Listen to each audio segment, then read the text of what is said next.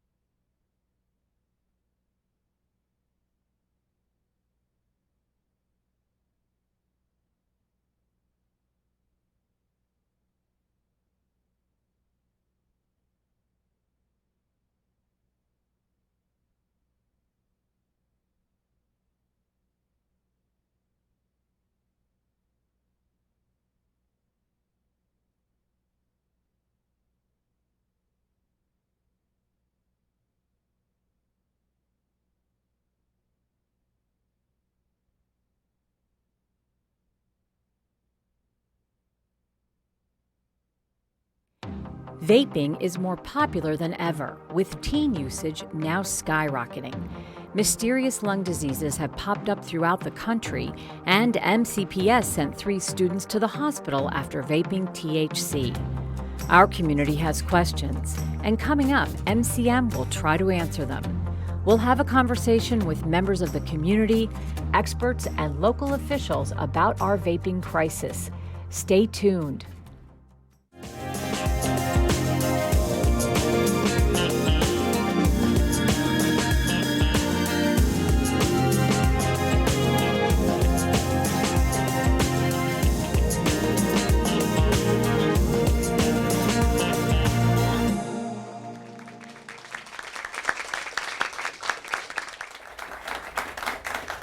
Good evening and welcome to MCM Connects, our Vaping Crisis. I'm your host, Susan Kennedy.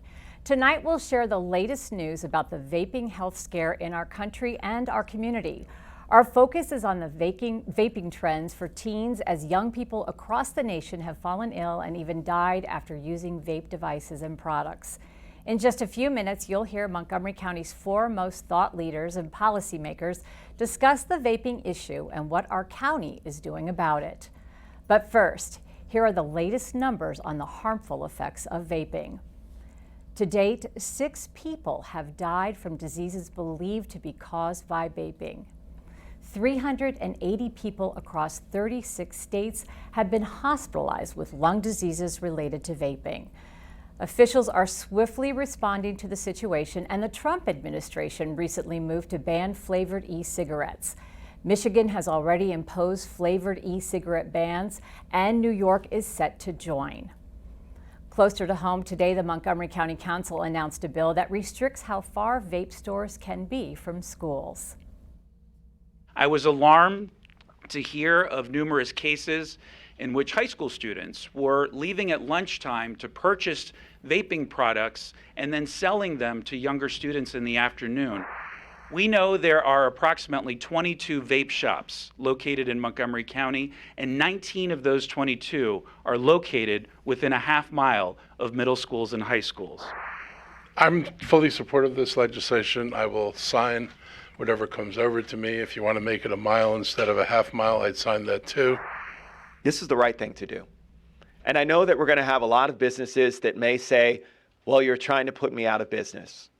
No, I'm trying to save lives. I'm trying to make sure that our kids understand healthy decisions that are important to them. I want to make sure that the peers of my daughters can focus on what they need to. Fairness, we're exploring all angles. In addition to discussing the social, legal, and medical issues surrounding vaping, we also spoke with the American Vaping Association, a group that advocates for the vaping industry. Here's what President Gregory Conley shared with us. The illnesses and deaths happening across the country are very clearly linked to contaminated THC oil cartridges sold by drug dealers. You have health departments, Minnesota, as well as Oregon, where there have been deaths, and where they have that information, they have come out and said, contaminated THC oil cartridges are the cause. We were really disappointed in the Trump administration's announcement. Adults like flavors. Fruit and sweet flavors are the most used flavors among not just adults, but adults who have switched to vaping and benefited their health. To get more in depth, we have a panel of experts, but before we introduce them, we're going to recognize some folks who are here in the audience with us tonight for this important program. First, Councilmember Gabe Albornoz, who is chair of the Health and Human Services Committee, and he's the lead sponsor for the vaping legislation, Zoning Text Amendment 1906 and Bill 29619. We have staff from Councilmember Craig Rice's office. He is also a co-sponsor of this vaping legislation. Representatives from the Tom Hucker office, the Will Jawando office. We have Dr. Raymond Crowell here from Health and Human Services, and Carla Silvestri from the Montgomery County Board of Education. And thanks to all of them for being with us here tonight for what I said was a very important issue to discuss. So now I'm going to introduce our panelists who are with us here tonight to get started with the discussion. Joining me now is Dr. Travis Gales, who is the Chief of Public Health Services at Montgomery County Health and Human Services, Shelley Bresler of Parents Against Vaping E-Cigarettes, and John Schachter, Director of the State Communications at Tobacco Free Kids. What a great group we have with us tonight, and this is a huge problem. We were discussing a little bit before we got out here tonight some of the statistics that are coming out and what's happening. Dr. Gales, I'm going to start with you. What is the county's role when it comes to this issue in protecting adolescent health? Sure. I think first and foremost, our big responsibility is making sure the public is aware of the necessary and relevant data and statistics so that they understand the risk associated with any behavior, particularly as it focuses on vaping. We also have a responsibility to make sure that we look at the full aspects of all of the issues of the problem so that we make sure that we provide services and interventions that address all different areas, because ultimately our goal isn't just to only get one aspect of a problem, but to make sure that we treat the full complement of symptoms of the disease. Shelley Bresler, you are a member of Parents Against Vaping, is that correct? Correct. Tell us a little bit about that organization and how it formed. It started about a year ago. 3 moms up in New York, their kids came home, 10th grade, and said, we had a program at school about vaping, and about somebody came in to tell us vaping is not for children, but there's nothing wrong with it. And they dug down and realized that Juul was paying for these community education services that they were misrepresenting as public health seminars, and they were really just there saying kids shouldn't vape, but it's okay when you're older. And these moms went crazy and started a campaign to raise public awareness and also work with state, local, and federal legislators to try to change laws. There were no laws on the books regarding this, and to get in front of the FDA and talk about these issues and say this is a public health crisis. This is not just something that's faddish. This is just something that we need to address. John Schachter, before the show we were talking a little bit about statistics, and I think in 1 year the number of kids who have started vaping has risen 78%. Is that correct? Well, last year the number rose 78% to over 20% of high school students using e-cigarettes. New numbers just came out the end of last week. That number is up to 27.5% of high school students. So it's a 135% increase in the last 2 years. That means 5 million high school and middle school students are using e-cigarettes now. It's a youth e-cigarette epidemic. It's something that we have to tackle and have to tackle now. And driving it are these flavored products. There are over 15,000 different flavors of e-cigarettes. It's mind-boggling. Flavors like gummy bear, cotton candy, mango, mint, creme, fruit. There is no reason for these products to be on the market. They're luring in kids. These kids are being hooked with massive doses of nicotine, and it's driving this crisis that we have to tackle now. I think a lot of people don't know that 1 Juul pod is equal to a pack of cigarettes. Is that correct? And how quickly do these kids go through these pods? Do we have any idea? I think it's highly variable. Some kids can go through a pod a day, others take a little bit longer. But I think it's important to understand why we're concerned about vaping, not only in the sense of looking at the acute issue with respiratory illness, but early nicotine exposure can be detrimental to the development of the adolescent and young adult brain. The adolescent and young adult brain, even though we treat kids as young adults as early as 16 to 18, given the privileges that they have, their brain is still developing up until the early 20s, early to mid 20s. And the particular area that nicotine has a detrimental impact on is the prefrontal cortex. The prefrontal cortex is essential for executive functioning. It's essential for doing a lot of the adulting things that make us adults in terms of making those decisions and balancing what's appropriate and inappropriate in terms of actions. And so early exposure to the nicotine, even in small amounts, can impair the development of that area. It can also increase a young person's addiction to the substance, increase the initiation to other substances that may be more harmful, as well as increase their withdrawal symptoms should they stop using it. And what about this legislation that the county is putting forward to put a distance on how far away these shops can be? What kind of a difference do we see that being able to make for us? Anybody here think that that's going to be enough, or is it a good first step? It's definitely a good first step, but it's just a first step. If it's limited to just vaping shops, they're not a ton. And there are probably not a ton that are within a half mile of schools. But there's a convenience store, a 7-Eleven, a neighborhood little gas station that's selling these products that may be across the street from the school or a half a block from the school, that the kids can go out at lunch and buy these products. I think the legislation will affect 19 different shops. Well, there's 19 shops right now who fall within that distance from a school, so it is going to make somewhat of an impact. But what is the thing that has to happen to get these kids educated about this? I know we talk about curriculum in the schools, we talk about parents getting more involved and understanding what's going on with this. This is a crisis, this is an epidemic. What needs to happen to make that 78% go down to 0?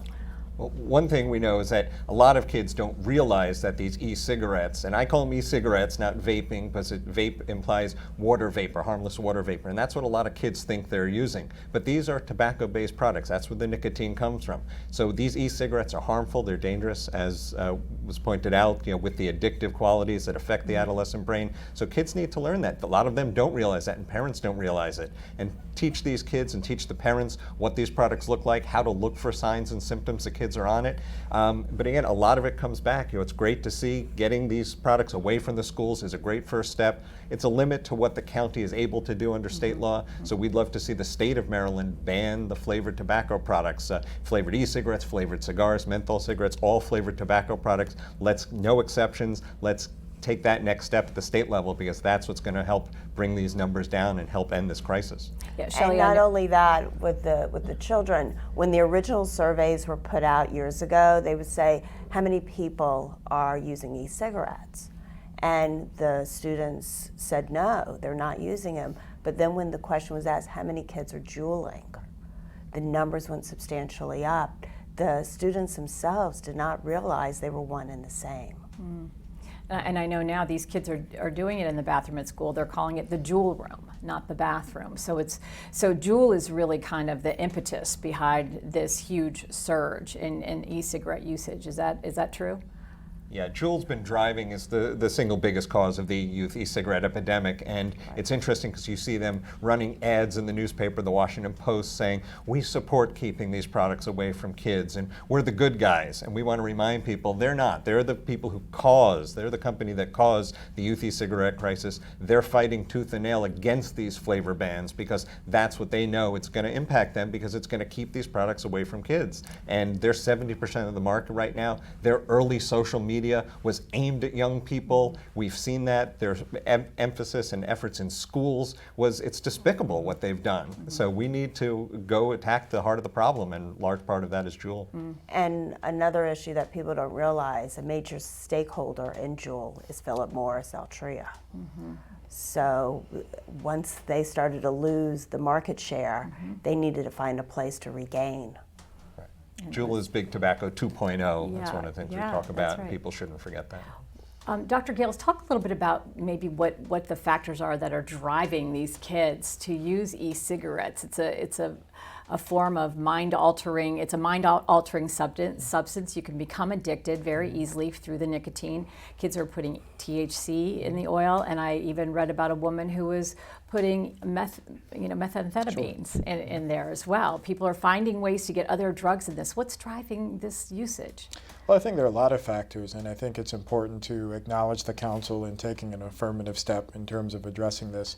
That creates the opportunity to have deeper conversations to address the issue that you mentioned, because one of the larger factors that's driving this is a hidden epidemic of substance use within the county. The need for increased behavioral health and mental health services for all of the population, but particularly as it focuses on young people, to make sure that they have access to services to help teach them how to cope, help teach them about the dangers of different substances, whether it's vaping, THC, meth, whatever you describe. I think that's a forgotten piece of the conversation that needs attention. And the hope is that as we put resources in this area to curb this aspect of behavior, we also have some serious conversations about the needed resources for both outpatient and inpatient services to be able to help individuals deal with the full spectrum of their symptoms and deal with the underlying disease that could be driving it. Certainly another aspect of it is the advertising and marketing components of that. Part of addressing that issue in terms of education is making sure that we use language, we speak like adolescents and young adults in terms of coming up with programs and interventions that speak their language and speak to them in a way that resonates and will address their behavior. That's a very good point. And I know, Shelley, your group that you lobby at a national level. Is that correct? We advocate. You advocate at a national level? Well, at state, federal levels, both. But one of the things that's going to happen this week is there's going to be an announcement of a bicameral, bipartisan caucus on the House and the Senate of members who want to stand up to this problem. And Dr. Gales is talking about more of a holistic approach to this. And I think that's really important to helping the kids who are already addicted. I mean, your group is working to, get rid of all these people who are out there selling these things to kids. But really, it's become a problem when we have to deal with the repercussions of that. Well, that's right. And we're going to see a lot of kids that are going to need to go into some type of addiction programs, whether they're outpatient. And for the kids that are truly, truly addicted, some of them will need to go inpatient. And whether or not there are facilities available for these kids who were so highly addicted to the nicotine. Some of these kids are vaping 2 and 3 pods a day. It's the equivalent of smoking 3 packs of cigarettes for the nicotine level and whatever long-term health effects may be in their lungs from bringing in a foreign substance. And do you think that those flavors that we're working on getting rid of, that's the reason why they're doing so much of it? They don't realize that what they're doing is really getting themselves addicted. Yeah, and the flavors mask the harshness of the taste. So with cigarettes, it's a lot harder to smoke as many cigarettes, unless you're talking menthol, which helps ease it. So with e-cigarettes, with these flavors, it masks that harshness, makes it easier to ingest so much more nicotine and becoming so much more addictive. And as Dr. Gales pointed out, you see this addictive behavior, and it affects your likelihood of being addicted to other products and using other products, including regular cigarettes. We see it 4 times more likely now to try and use regular cigarettes, and tobacco is still the leading cause of preventable death and disease in the country, so we can't forget about the tobacco use as well. And if e-cigarettes lead to that, another reason to tackle this problem hard and fast. So what about the argument, Dr. Gales, that these help people quit smoking, like the gentleman said in the video, that he doesn't smoke anymore and he feels better by using e-cigarettes? Well, any intervention, you have success stories, and I don't think we don't have to stop exploring healthy alternatives to smoking behavior when we know that this is disproportionately impacting young folks, including exposing them to nicotine at early ages, disproportionately marketing substances to them that are illicit for them. Let's not forget, in 2 weeks you can't buy these products under the age of 21.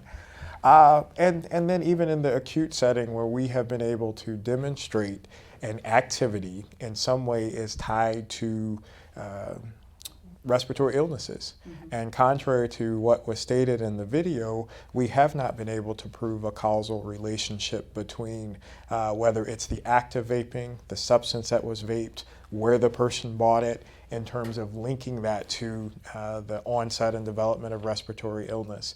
But from a public health perspective, we know that the activity is related to illness, and our job is to make sure that people are aware of all of the risks and the dangers, and to try to prevent the further spread of disease and illness as best as we can.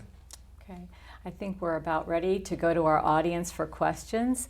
So I have Mr. Albornoz is going to the microphone, so please give us your name. Thank you. Sure. I'm Councilmember Gabe Albornoz, representing the entire county. I can't thank all of you enough for your work. I've learned a tremendous amount about this issue for the last year and was very alarmed when I first met with Dr. Gales and he presented to a committee what was happening in the county. Just a quick point of clarification, there are two bills. One bill would eliminate vape shops from being within a half mile of schools, but the second bill would eliminate the ability for manufacturers to sell to any retailer within a half a mile of schools. So the hope is that we increase the, stop the flow and make it a little bit more difficult to access.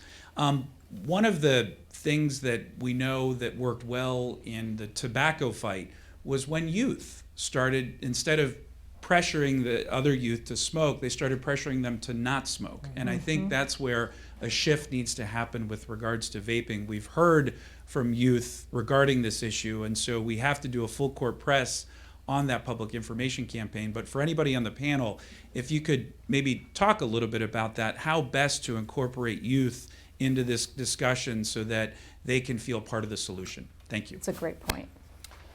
Well, actually, we don't have all the details, but we are working on an initiative partnering with one of our partners with our population health-based program, Healthy Montgomery, to have a competition that is led by students to give them the opportunity to create public service announcements around there. It's going to be a competition, but it is students speaking their language, using their own lingo, using their own music, because as the older I get, I don't speak fluent teenager anymore.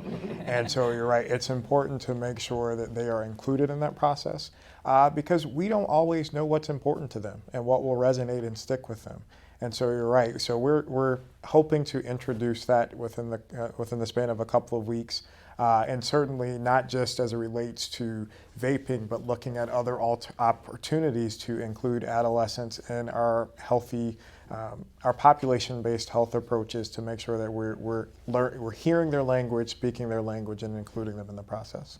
And we have a number of youth advocates in our ranks as well of people that have become addicted and what they've gone through to get off it.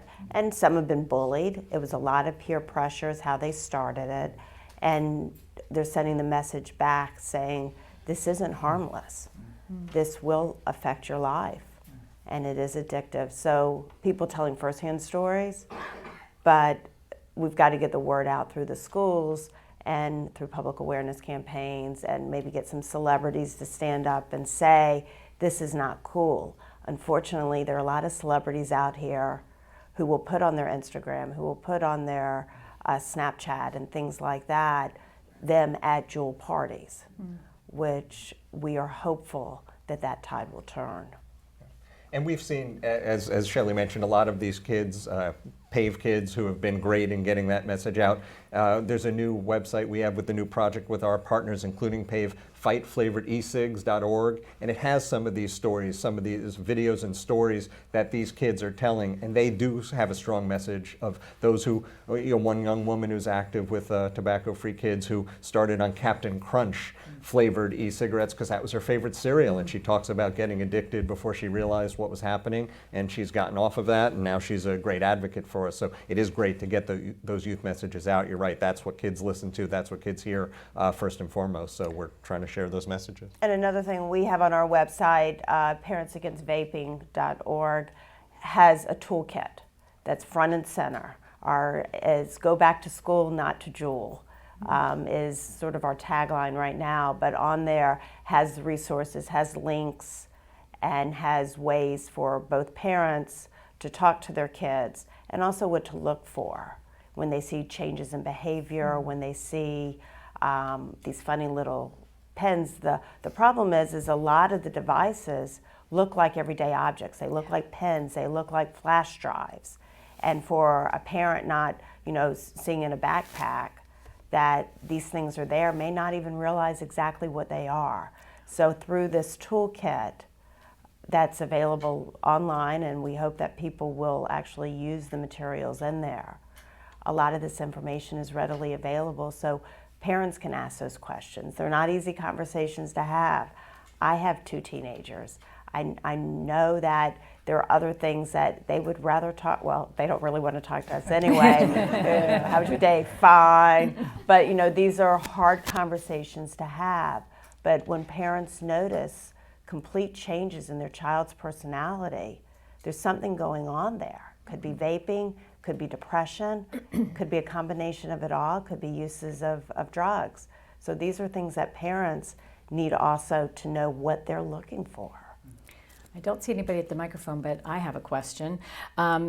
Internet sales, that's a problem. And this isn't a regulated industry, and you know, kids can buy these things off of eBay. This is a $9 billion a year business.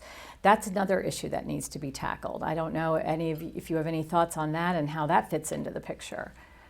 Yeah, we've been pushing for legislation both at the federal level and again, especially to end internet sales. That's an important part in working with the Food and Drug Administration, urging FDA to have that be a part of it also, getting rid of the flavors, but also ending internet sales of these flavored e-cigarettes, because as you said, it's too easy to access them that way, and getting them out of the stores is step one, but it's not the full solution. So yeah, it's a key to go at that market right now. Are they receptive to what you're bringing to the table?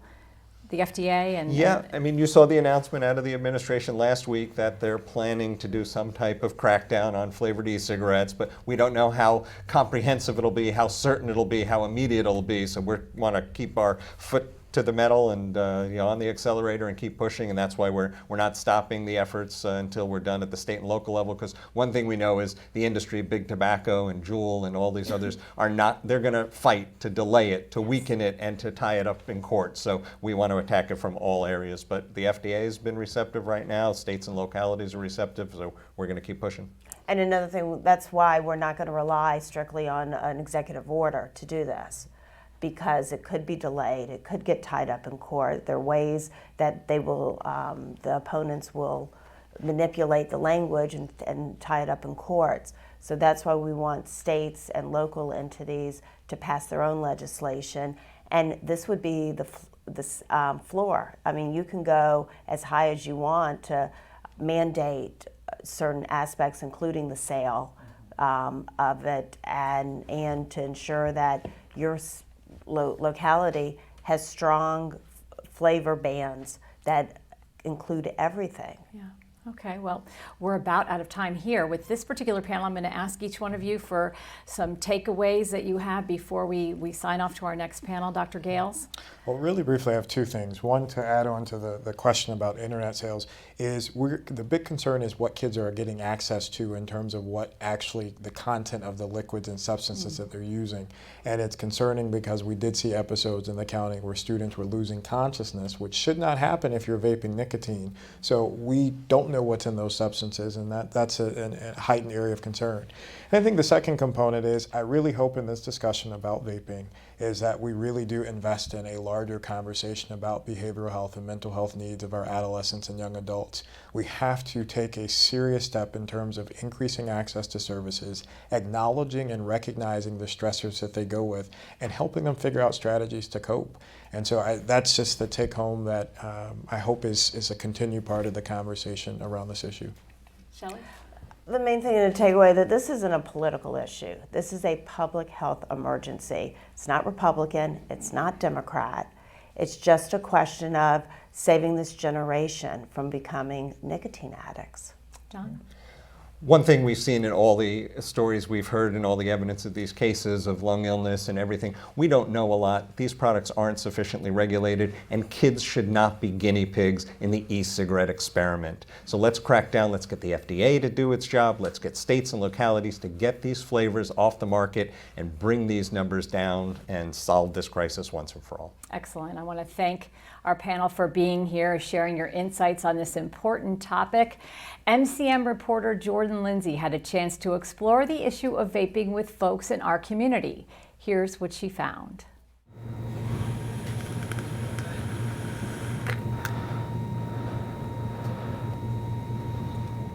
Health officials say one nicotine vape cartridge is equal to about 20 cigarettes. While the CDC continues their investigation into this growing trend, they are urging people to not use e-cigarette products. 21-year-old Kellen Leeson of Vapor Worldwide explains how easy it is for teens to get their hands on these products. I could walk not even 5 minutes, 2 minutes across from my high school to buy these vape, Juul and tobacco products. These gas stations that are selling tobacco products, or convenience stores or markets, or maybe a vape shop, some of them are very, very close to schools. And, if you can walk there during your lunch period, I just think that's opening the door for underage sales, for people buying them that shouldn't be buying them. Cardiovascular surgeon Dr. Philip Corcoran at Suburban Hospital says he's seen several patients locally. We've seen a number of different things. One of the things that we've seen in some of our high school athletes is the development of a persistent dry cough. And I've evaluated a number of patients for that, and when a patient is coughing and can't control the cough, that's something we're concerned about. And we're seeing an increased incidence of individuals who have this dry cough, who are otherwise young and healthy and physically fit and athletic, say high school or college athletes. And the common theme that we're seeing is that they're all using the vaping pens.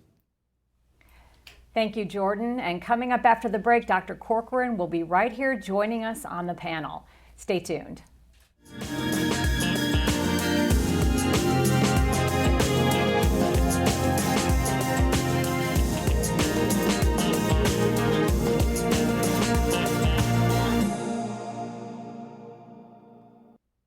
Hi, I'm Dr. Anita Chandra with today's tip for kids from the American Academy of Pediatrics. Did you know e-cigarettes can be just as addictive as regular cigarettes? This is especially true for teenagers whose brains are still developing. Parents should learn the names for e-cigarettes and what they look like. Talk to your teen about the dangers of nicotine. Often, teens who start with e-cigarettes take up other forms of tobacco. For more information, visit healthychildren.org and talk with your pediatrician. Some say e-cigarettes aren't dangerous, but science shows nicotine can harm teens' developing brains. no matter how they're exposed. Let's do an experiment to find out. Here's a teen who won't be using e-cigarettes. Now we need one willing to risk their brain development. Anyone care to volunteer your kid? Anyone? Your kids are not an experiment.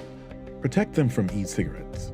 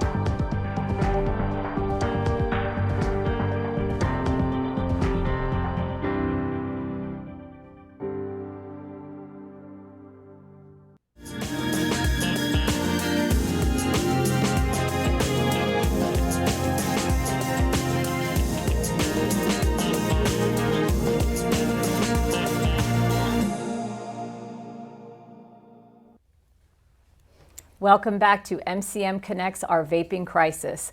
We've been exploring the issue of vaping in our community and beyond.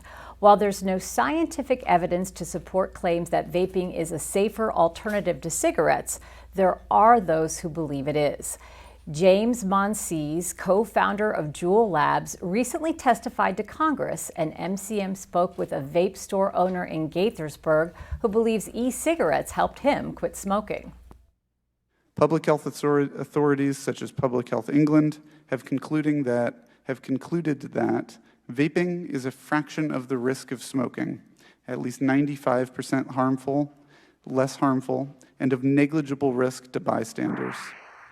We started about 5 years ago here in this location, based solely on my own personal growth and quitting cigarettes.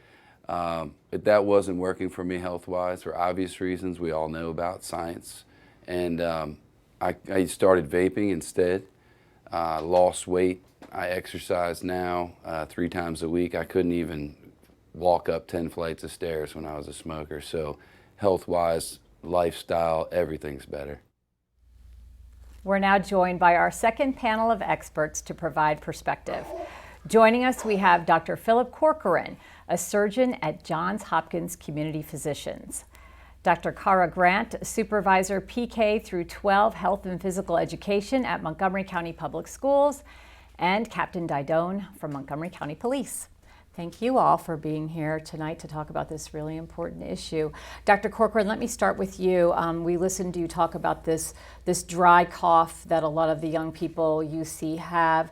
Can you describe for us what is happening when these kids are vaping and getting sick? What is happening to the lungs? Susan, we're very concerned that, as was mentioned in the previous panel, the myriad of the aromas and the flavors take away some of the disinhibition for the vaping activity. And we know from studies that a very good way to deliver medicine throughout the entire lungs is to go ahead and blast air into a liquid and then nebulize that and have a patient inhale that. And that sounds an awful lot like the vaping that's going on right now. So it's a very effective way of delivering the vaporized elements of these emollients and the oils that are in there to the lungs. And the condensation, is that getting in there to cause these illnesses? Yeah, well, we think that the dry cough is as a result of direct irritation, much the way that we have with smoke inhalation. Okay.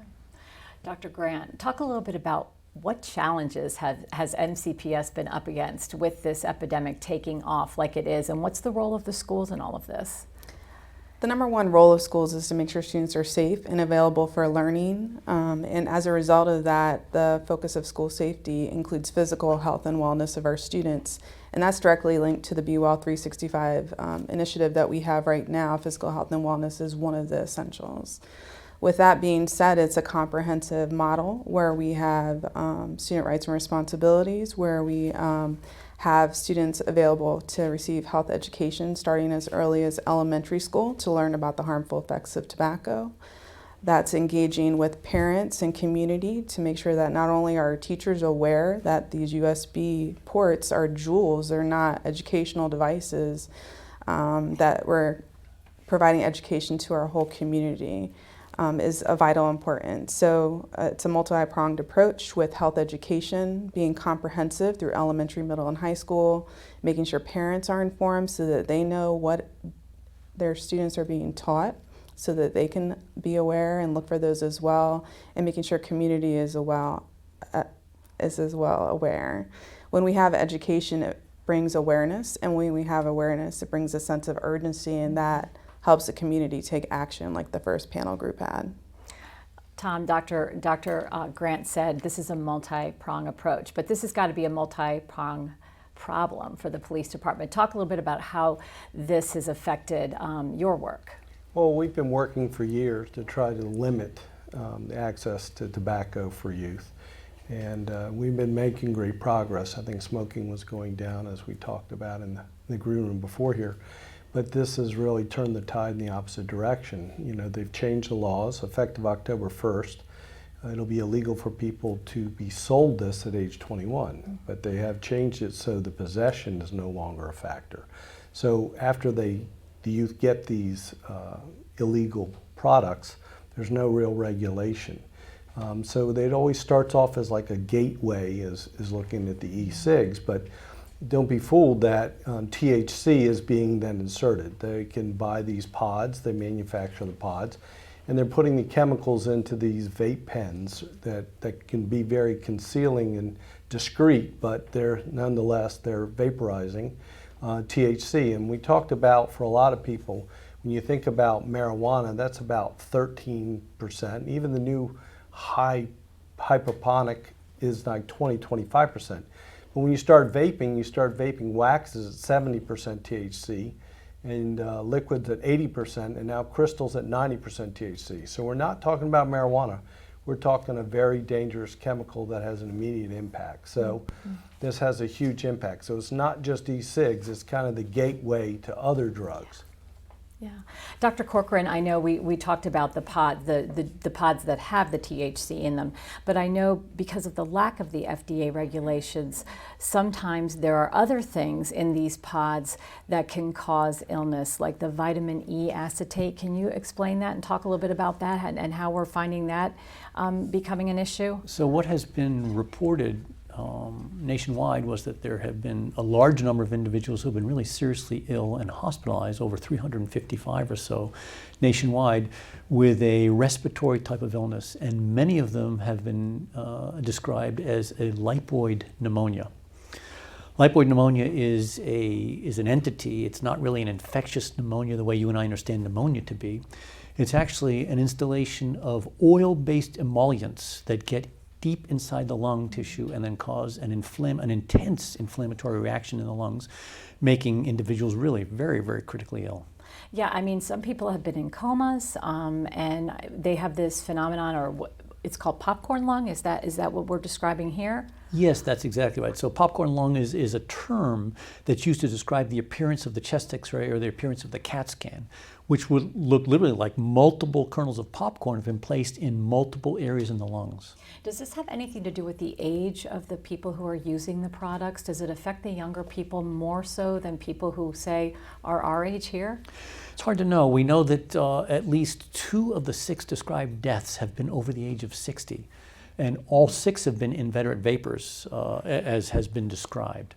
But we know that many of the 355 or so who have been hospitalized really critically ill, and some on the ventilator and some even on respiratory support, artificial lungs and such, have been in their late teens, early and mid-20s, which is the direct target area of individuals who have been targeted by the vaping and the juuling industry.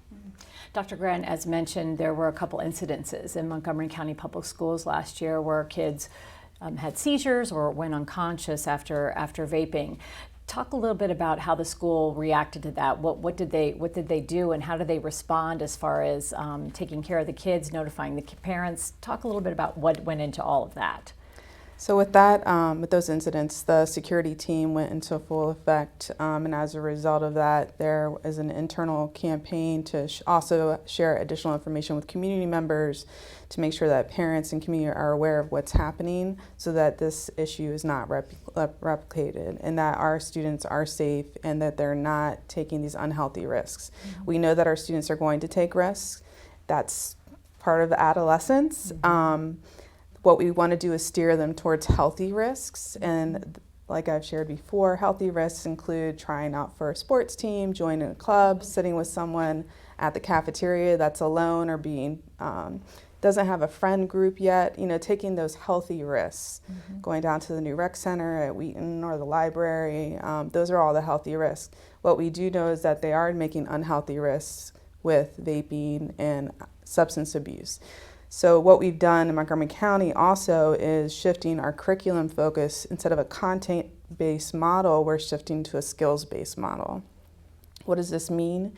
It means that over time, our students aren't getting static content. With technology and access, they're getting more and more information. So we need to teach them and equip them with the skills they need to be successful adults, with decision making, with goal setting, with communication skills, with advocating for health.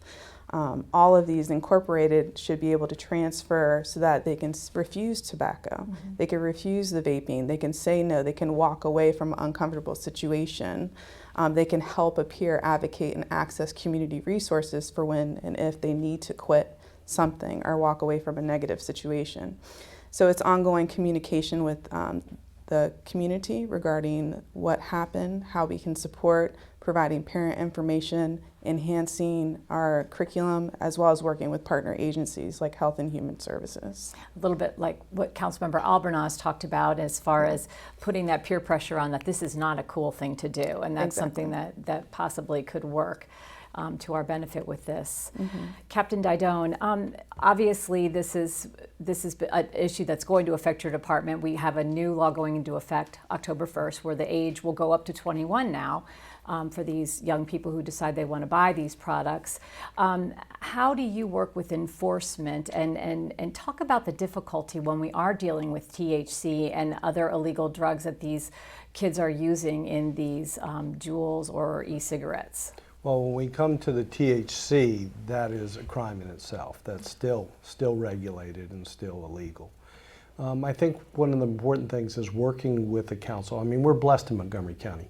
We have a responsible council who will take the initiative, will take the tough task, and work out there to protect our kids and protect our community. Whether there's traffic laws or laws in this nature, they're always willing to step up.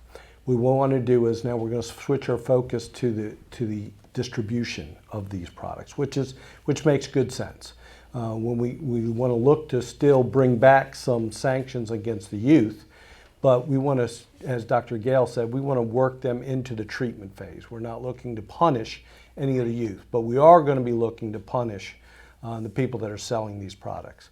Whether it's through the state law or through the county code law, we'll work with our ABS, who is our partner in this, to look to do enforcement, to do compliance check operations. We bring the youth and get them involved, and they go in and try to purchase, and if they sell, there'll be sanctions. And in some laws, there's a first offense of $300, the second offense is $1,000 if it's within 24 months, and the third offense will be $3,000. And they can get their access, their vaping license, basically removed if they continue to sell. So we'll work with them on the state level, we'll be working with the council on the county level to really take this new legislation and craft it to what we need so it's practical and it makes sense. The overall goal is awareness, education. We don't want to be using enforcement to be the lead in this. We want to be the trail end to help reinforce education, to help reinforce public policy. We want to be there in the back lines to try to move the people that don't want to move, and then to stop those businesses that are illegally providing this out there once the legislation goes into effect. Dr. Corcoran, tell me a little bit about what you're seeing and how you feel about this as a doctor. Is this very scary to you to witness what's going on with this and how quickly this has become a problem? It's the technology has come onto the scene for our patients very, very rapidly. Over the last few years, it's just been an explosive experience. And we heard from other experts on the panel that statistics suggest that up to 27.7% of our high school students are routinely using this technology. If we go onto the college or university campuses, it's much higher than that. And we speak to any individuals who are on a college campus, we notice it's almost this type of activity at gatherings, in class, it's almost pervasive. So we're very, very concerned about it. And we're very concerned about the fact that marketing technology and techniques have been aimed at our youth. And there's a general perception, which I believe is a misperception, that this technology is absolutely risk-free, and we know it's not. We simply know it's not. We know that with any kind of inhaled vaporized product, there are microparticulate matter. There's microparticulate matter that gets deep inside the lungs. And we know that that gets systemically absorbed into the lungs, and that constitutes an awful lot of the risk for cardiovascular and for pulmonary disease down the road. These flavored bans that we're doing in Michigan and New York, and I believe San Francisco also has it. Is that a good enough deterrent, do we think? Is that a deterrent? I think we'd have to get rid of all of it, not just the flavors, but maybe menthol as well. I think that's an excellent first step because, as was mentioned before, a lot of the disinhibition to go ahead and take a huge breath in is sort of obviated by the presence of the aroma or the vapor that makes it smell or taste much, much more palatable. So that actually is allowing the delivery of the vaporized products deep into the lungs. Okay, well again, now we're going to turn to our audience for questions, and I don't know if we have anybody who would like to step up and address our panel. If you'd introduce yourself and ask away. Thank you. Good evening. I'm Carla Silvestri on the school board for Montgomery County Public Schools. Thank you so much for this information. I think I'm a parent as well, and we are in the dark about all this because it's come so quickly, and so this is very important that we get this information out. But I had two questions. One is parents, we've grown up with cigarette smoking. It's been around for generations, and marijuana as well. So sometimes that is a red flag if you smell cigarettes in particular, or marijuana kind of have a very strong aroma, and we've kind of been trained to catch it. Is that the same for e-cigarettes? Will all these fruity flavors, will they stay around and you'll be able to say, why are they Why are they so fruity today? Yeah, well, I'm shaking my head because that's what we're doing a lot in the police department. We're trying to promote the awareness. That's it's a discrete sense. It has a fruit smell. It doesn't have the typical odors that we've grown up with and are associated. And that's why it's easy for the children to get away with it. And they make these pens, as I said, in flash drives and regular pens, so they're deceptive by nature. So, you know, when people see this, or we come out with Jamie Derbyshire, who's our lead in the police department, she comes out with her show and tell kit.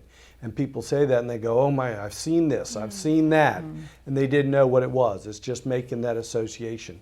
So that's where we're working collectively with the schools, HOAs, and other community groups to bring this awareness in.